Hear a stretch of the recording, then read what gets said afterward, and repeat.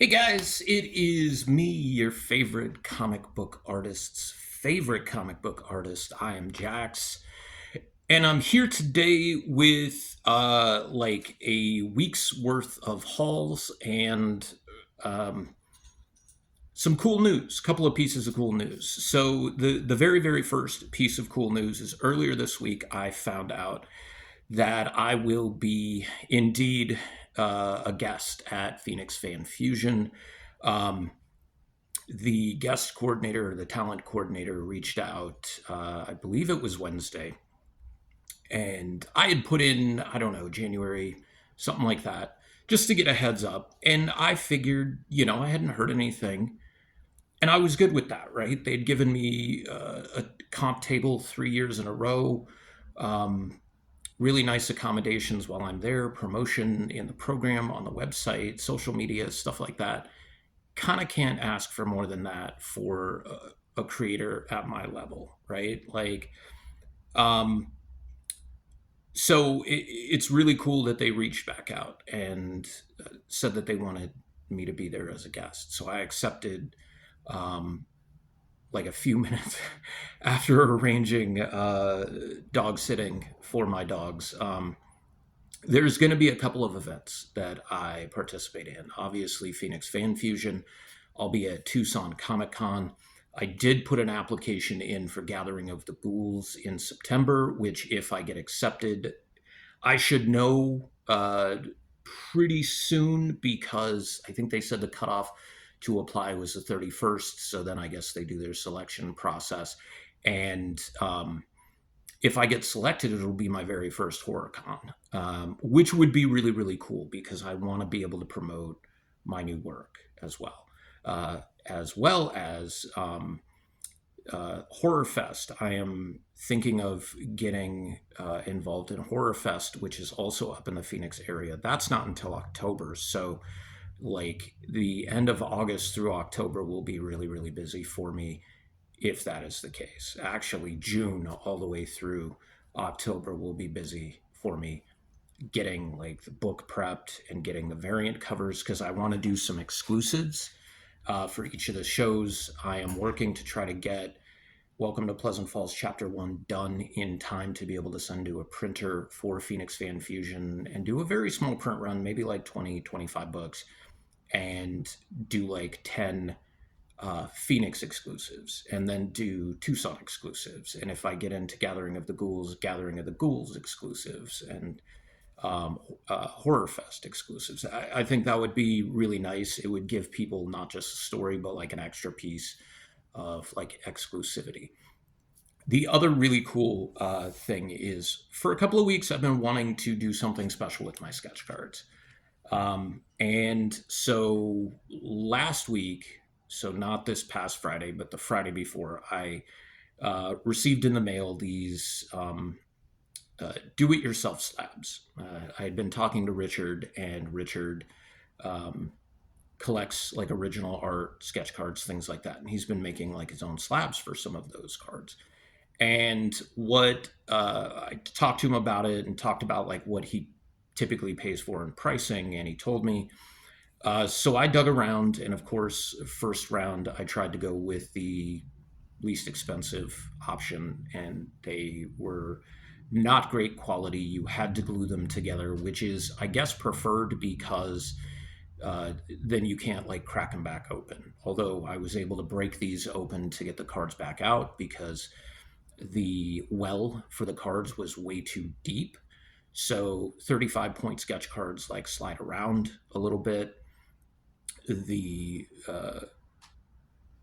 custom label that I made was sliding around. Glue was getting everywhere. It was getting really messy. They looked kind of cool, but they weren't really high quality.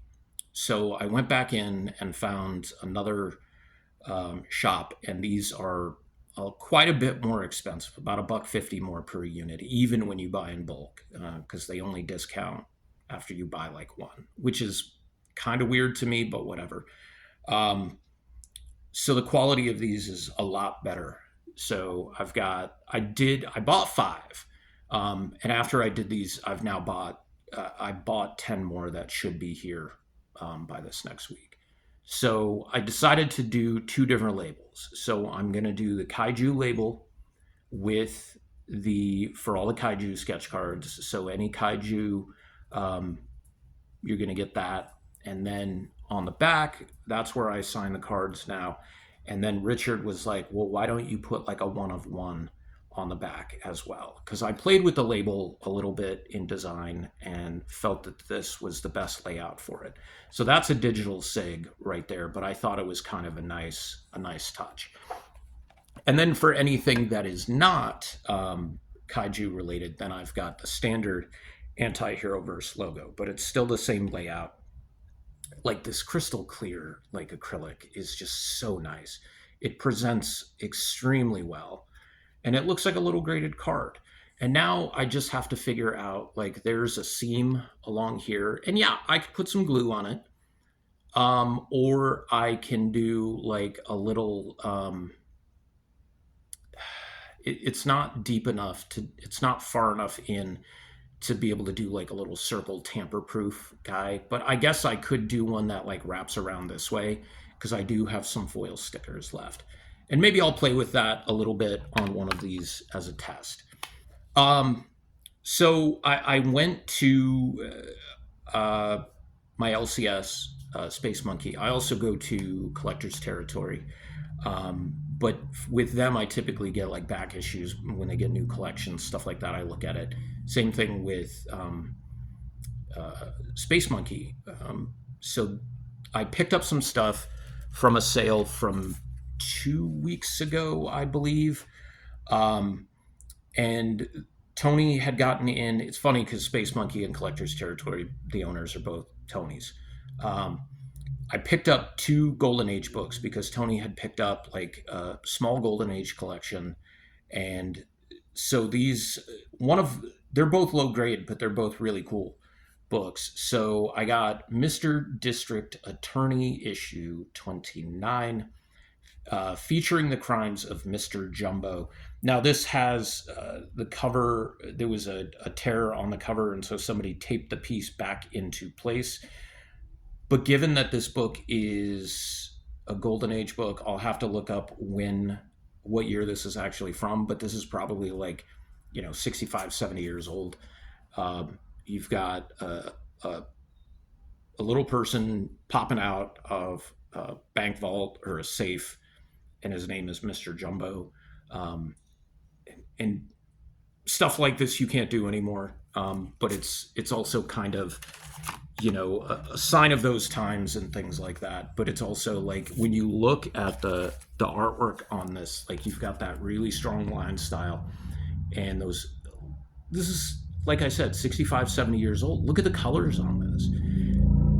The color separations and things like that they did with books in the Golden, Silver, and Bronze Age, way different than even they started doing in the 80s, which was still a color separation, but it got, like, the quality control got really bad. And then in the 90s is when they really started doing the digital stuff, and they were doing the layers, and, you were getting the rendering and the shading and stuff like that. So it was way different. But that's a great cover. And then I got Atomic Bunny. This is Atomic Bunny #1, but he used to be like Super Atomic Bunny or Super Rabbit or something like that. And this is the first issue of the new ongoing title when they changed title names. Give me a second.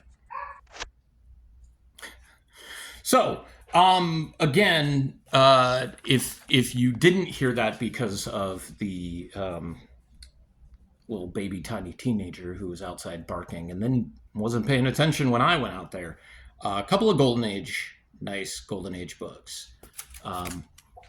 And then at the Monkey, as I affectionately call Space Monkey, picked up, he had gotten a really cool,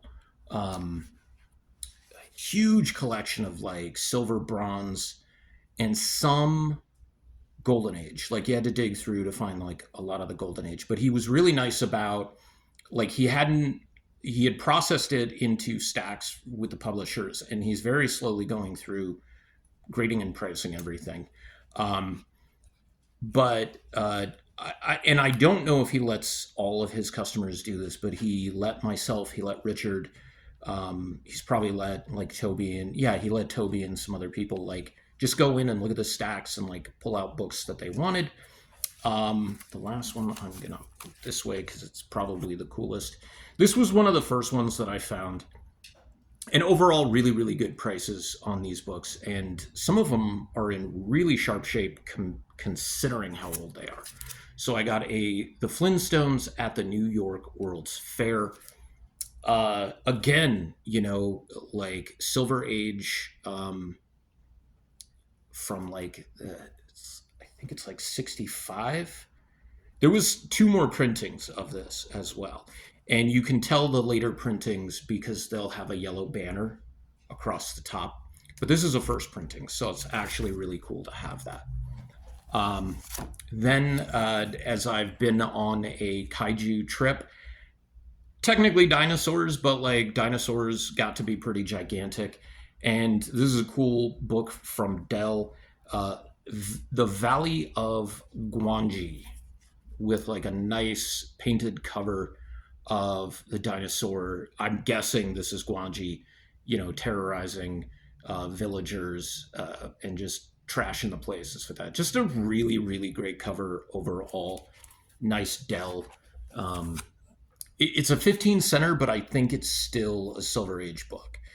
This is a cool book because it's a Simon and Kirby special.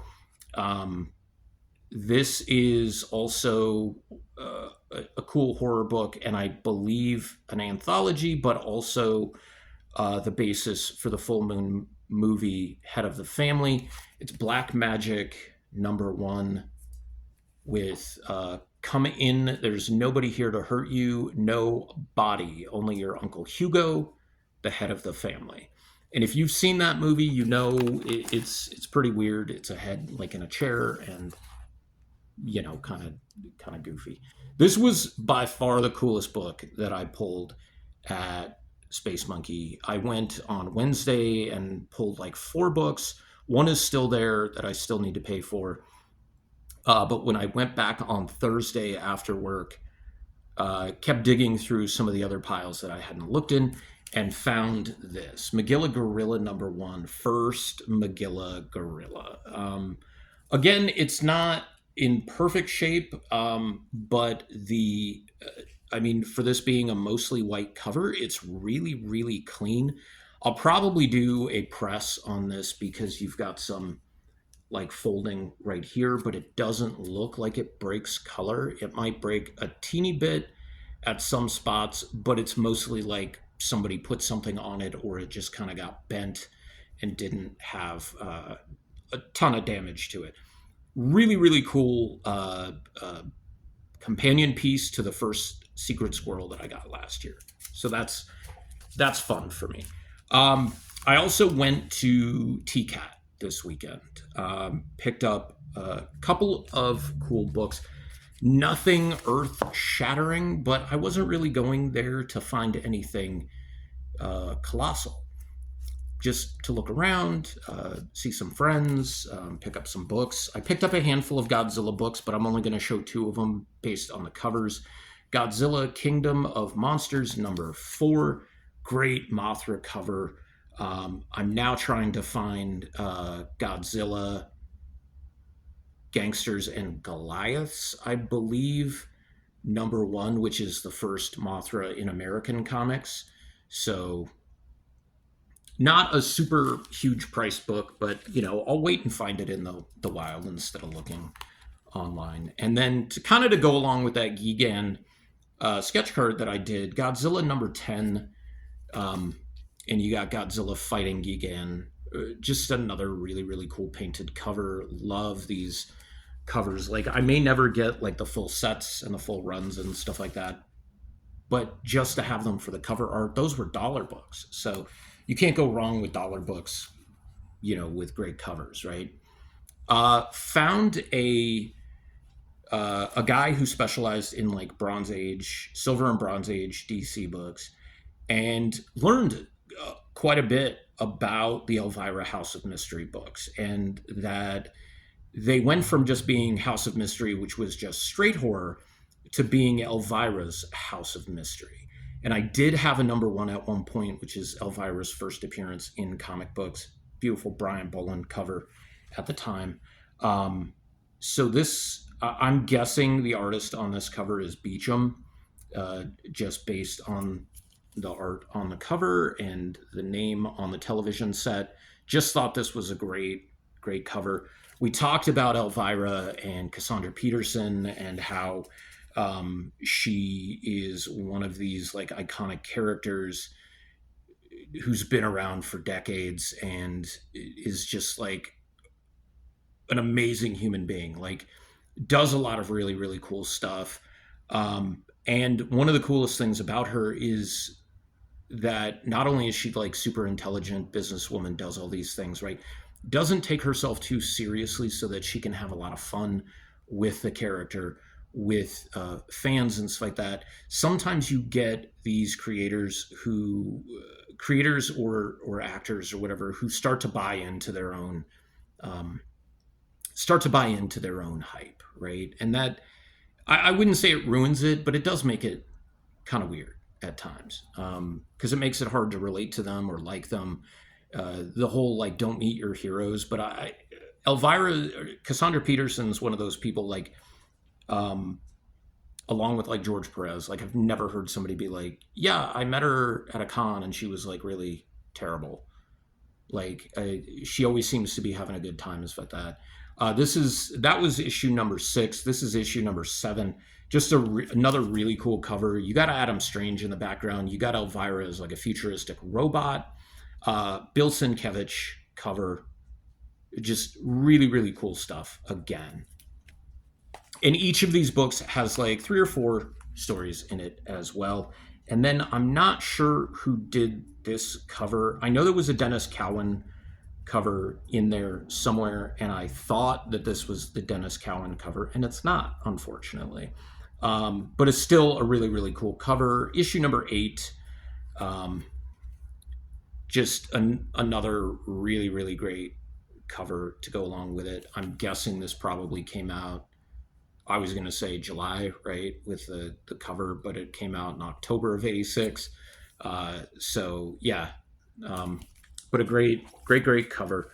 2 books that I picked up from Grey Ghost Comics. My friend Toby Gray always has some really cool stuff. Always has things priced pretty cool.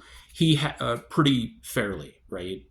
I think that's the thing that I buy from people who tend to price their stuff fairly, or because they know me, they'll give me a discount. Not that I'm looking for one, but I don't want to buy from people who are like pricing stuff up or maybe have stuff marked at a price for the condition of the book that it's just like it's not worth it to me. So I try to like favor people that I know and people that I've worked with in the past. Toby's bought stuff from me. I've bought stuff from him, including those cool Child's Play books that I showed you last month, I believe. So this is a really cool Adam Hughes cover, and there's a fun story that goes with this, but beautiful artwork. I'm a Hughes fan. It depends on the artwork, but like just a cool, really cool cover of Sabrina and Salem flying over Greendale. And I was trying to find the SIG because I was just like, I can't tell if this is, it's not Lobos because Lobos always puts their signature. It's really big, but Adam Hughes sometimes hides his SIG. So I was thinking it was going to be in the A down here on the water tower, and had I just looked a little bit more over, like I would have seen it. It's kind of funny just the way that works.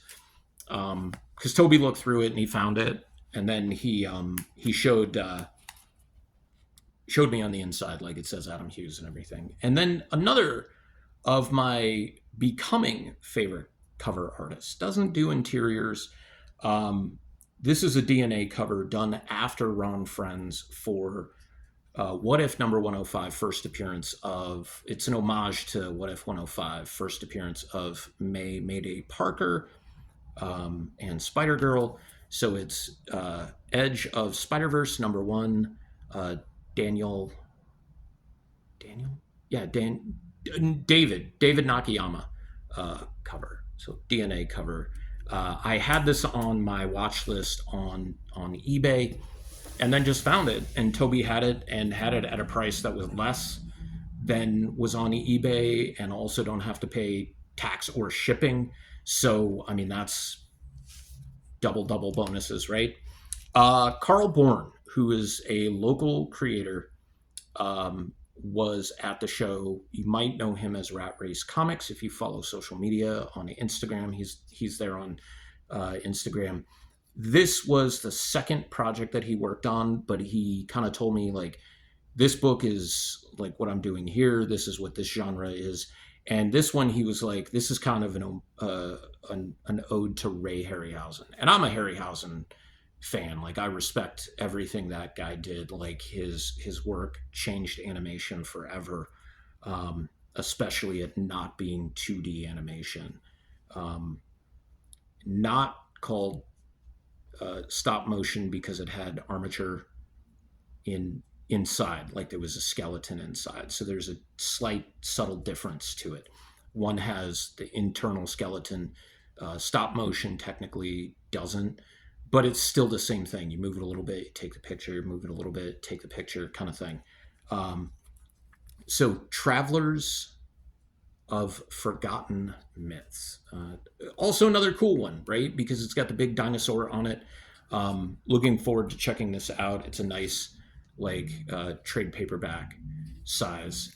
I don't know if Carl did this as like a one-shot graphic novel or not. I didn't ask him that. But he has some new books out. I think he might be at Phoenix. He's definitely going to be at Tucson Comic Con. So if you're at either of those shows, please definitely check him out.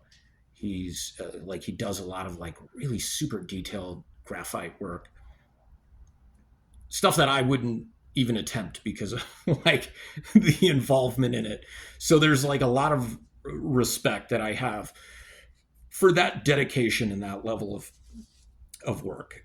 So lastly, friend and also local creator Vic Von S, known more professionally as Vic Hollins, was also there. She had original artwork. She had her books, Wilder and Fiend Friend Arcade. And those books I already have, but I picked up these like little books, these mini comics. Shifter, a mini comic by Richard Higgins. So if you know dresseurs, sabers, and things that I mention sometimes on the channel, friend of the channel, friend of mine, he wrote this. Vic did the artwork on this little mini comic. Then there is Ring-Tailed Dreamer, a lemur's tale about chronic illness. She works in watercolor. She works in acrylic. Vic, if you don't know, did the Baby Cypress variant cover for issue 3 of the Bubba Patrol. And then she also did the cover that I call Bubba Brothers Forever with Foley and Grayson on it for issue 4. I'm in talks with her about doing a variant cover for Welcome to Pleasant Falls, but not going to have her do that until I have the graphic novel completely finished, because she's working on her own book and trying to get it done in time for Tucson Con as well. And then this guy is Nocturnal Nectar, a mini comic about a hungry and insecure bat. And this feels like, I'm pretty sure she did like a screen print on this, because it feels raised and just the colors associated with it. If you're not aware of Vic Hollins, well, she threw in a couple of extras as well. So she did these watercolor stickers and then got them printed and did vinyl overcoating on them. So these should be good to go for my water bottles, and my laptop is full, but like I'll find some places for some of these. But just these like really, really beautiful like bat stickers. And then you've got this more fantasy kind of Studio Ghibli kind of appearance work. She had about like four sticker packs or sticker sheets. If you're not familiar with Vic, you've probably seen her work if you're in Tucson or driven through Tucson. She does murals around the community, She's got a YouTube channel, uh, Instagram, Facebook, all of her artwork. She does like time lapses of a lot of the work that she's putting together. Again, mostly all traditional work from start to finish. She has incorporated a little bit of digital with some of her comic books. Like I think Wilder, she used a little bit of digital for like corrections and stuff, but like she does interior pages and does them with watercolor. So I kind of like want to say that Welcome to Pleasant Falls is kind of like a little bit of an homage for Vic. It's not going to be the level of quality that she puts out with like the level of detail and stuff. Like my artwork is really based on like the line style versus all the shading and detail. And the shading and detail that I put in is changing over the years depending on the medium that I use.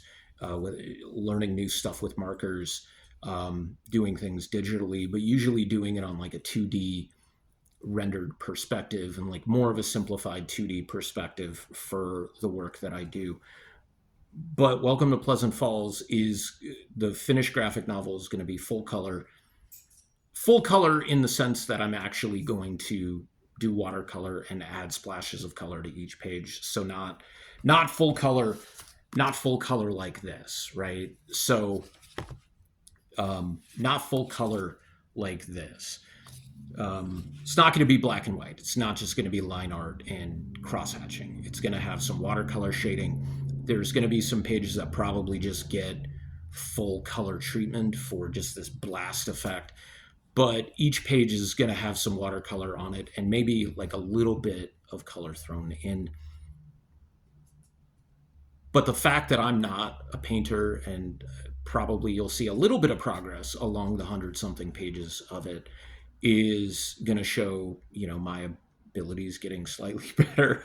Um, but yeah, no, just seeing other people's artwork, seeing Vic's work, seeing Carl's work, like seeing how detailed it is, um, gives me a little something to aspire to, but at the same time makes me realize like this is definitely the style that they do, and I have the style that I do. So I think there's part of me that gets stuck in seeing other people's work and not wanting to emulate it or copy it, but like wanting to know like why is my work still the way it is? And it's just like that's because it's your style. You developed your style for such a long period of time, and the Bubba Patrol is very very clean and has like a much more animated feel to it. But Welcome to Pleasant Falls is going to be slightly darker and grittier. And yeah, the line style is still going to be very, very heavy, but because it's horror, it doesn't have to be as clean as the Bubble Patrol did because it's more cartoony and animated, um, which I really like because I see other artists being able to adapt for different projects and stuff, but you can still tell that it's very much their style or that it's very much them doing the artwork. It's just they've been able to tweak things specifically for their projects. But anyways, again, I thank you for tuning in and sticking with me for almost 30 minutes now. If you want to support me at all, please hit that like button, that subscribe button. If you want to share and comment, interaction helps a lot. I'm a far way from being monetized by YouTube, but we can always build on that, right? Like, I feel like I'm putting some stuff out and giving information that, we can build on that in this community. So hit like, hit subscribe, comment, do all the stuff. And if you want to, hit up one of the links below. Actually, you know what I'm going to do? I'm going to put Vic's link in the description below, and also Richard's link in the description below. He doesn't show a lot of artwork or things that he creates, but yeah, give him a follow, give him likes, and subscribe to his videos and stuff like that. I know it's always appreciated for us smaller creators to be able to do that kind of stuff. Till next time, and those of you who will be there, see you in Phoenix.